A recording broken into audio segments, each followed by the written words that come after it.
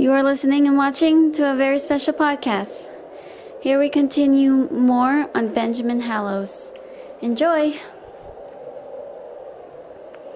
Ben's eyes were to the floor, but Rosemary was blocking his view on the others from the outside. Rosemary said, putting her hands on his shoulders, "Ben, you don't actually believe that these people here think you're the criminal. I never, for one, had doubted you, not by a long shot," Rosemary said. "Please, Rosemary, However, Rosemary put her hands between his face, and she said, as she locked Ben's head in place, her arms felt like a vice around it. However, her thoughts entered his as she says to him, "Benjamin, why are you even part of the villains? You know they're not the good as you think they are." Ben's thoughts said back, "I didn't have a choice, Rosemary. I was desperate. My secret was out." "I know," Rosemary said in his mind. "But also, I think there was something you didn't even know, and Beauty was right." "Oh, don't tell me." "Yes, allow me to show you." All of a sudden, Ben could see in his mind. Ferret Bathory was just looking over at the photos of Ben. I wonder what his blood will taste like.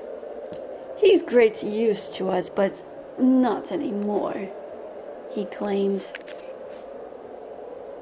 Crowley watched Ferret as he asked, "So what are you gonna do?"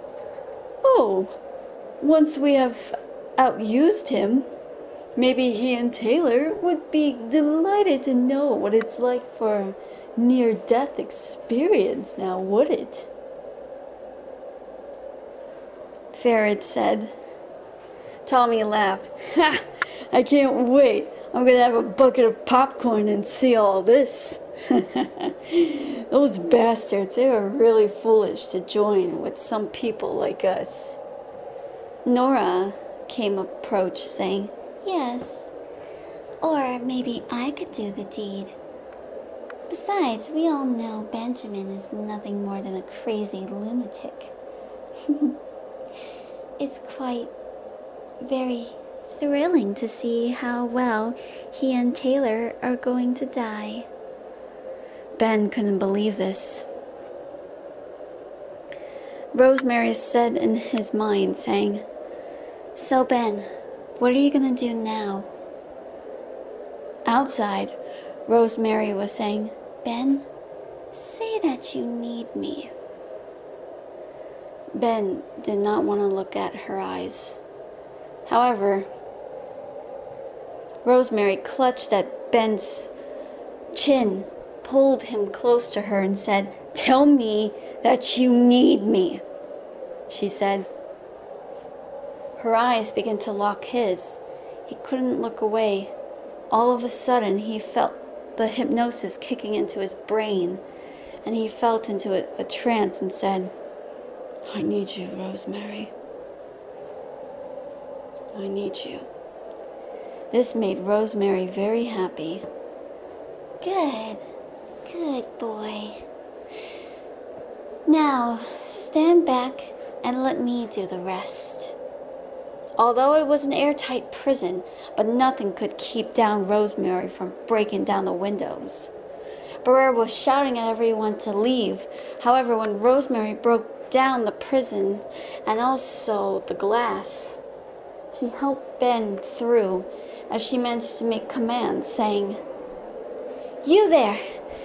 Stand right there at the wall. Don't make a sudden move. If you try to hurt me, you'll die. I suggest you put your weapon away. Now, down on the ground if you want, but don't aim it at me," Rosemary said.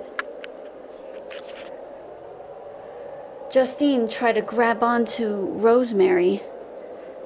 Ben clinged on to Rosemary for dear life. As Justine was pulling on Rosemary's sleeve, Rosemary used a voice-changing ability as she cried out in Ben's voice. "Let go of me, Justine!" Justine was shocked and she did not want to let go. Ben looked over and pushed Rosemary's arm away from Justine, and the two of them hurried away. Once everyone snapped out of their hypnosis, everything was all right. However, Ben was clinging on to Rosemary. Rosemary said, "I hope you have a good plan." "Oh, I do now. Do you have any idea how we're going to sneak this past Ferret? He could be watching us." "Well, he's not very telekinetic now, isn't he? He fears me and Mother, so I guess we're gonna have to do it both ways." Then Rosemary leaned over and whispered her little plan. Ben was all for ears for this. It soon came down that Tommy was announcing his destruction of monsters, 1 million strong, but that never happened. Tommy was feeling humiliated and angered and demanding to know where Benjamin was. However, Ben's voice appeared on the intercom. "Thomas, dear Thomas, I'm terribly sorry, but there seems to be a fuse at hand. I don't believe this is going to work." "What do you mean? I told you to unleash 1 million strong of the infestations, and you're not giving me any shit?" "I'm not giving you any shit at all, Tommy. Of course I'm going to release them.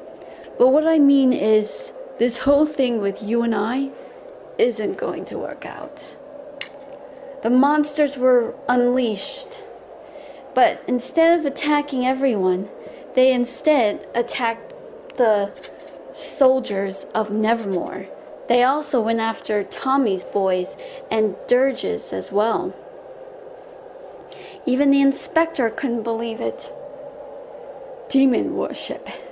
He's trying to commit salvation. He will burn for what he's done here," he claimed. The constable reached out.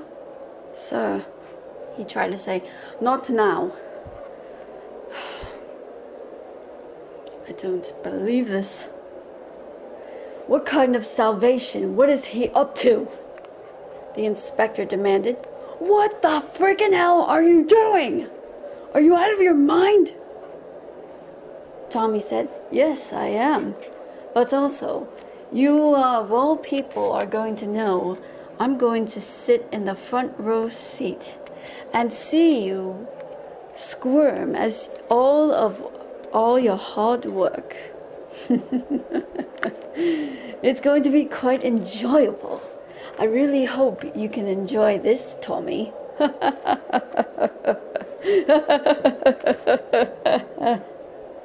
This left everyone shocked. Tommy was furious. "Benjamin, you freaking bastard! You son of a bitch! Get your ass back here! We had a deal!" "Deal's off." "It has been off. And honestly, I don't work for the heroes, and I don't work for the villains. I work alone, my dear good man. Or should I say bad man? Well, this is my stop. I will see you later. Bye." And he left. Tommy was furious. He couldn't believe this was happening to him.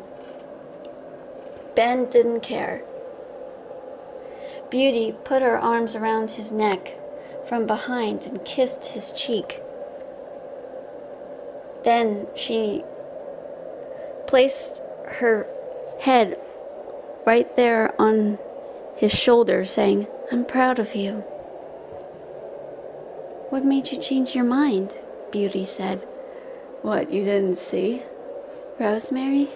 I saw you two talking. Wait, you mean she showed you? Yes.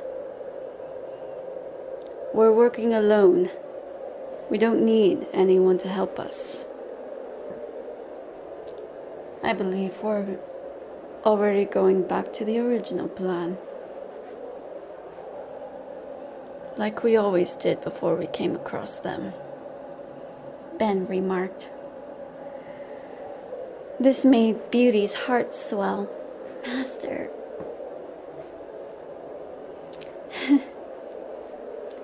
Taylor was relieved. I'm quite impressed. I knew there was going to be some hope for you, Ben. What? Did you actually believe that I would lose hope? I wouldn't. And I believe I have a special surprise for our dear friend, Kareto Hiragi. That's when he felt something from behind.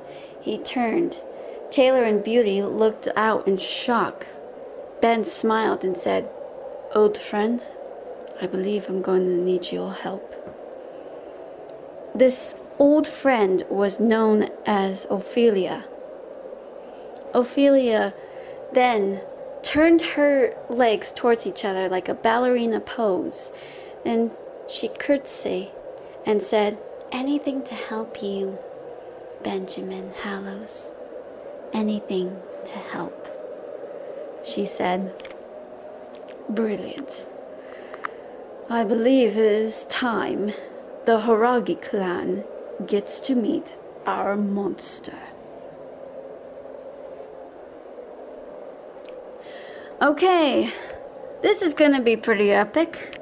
I really hope you guys really enjoy this. So, without further ado, I'll see you guys next time. I'm Catherine Donovan, and I'll catch you later.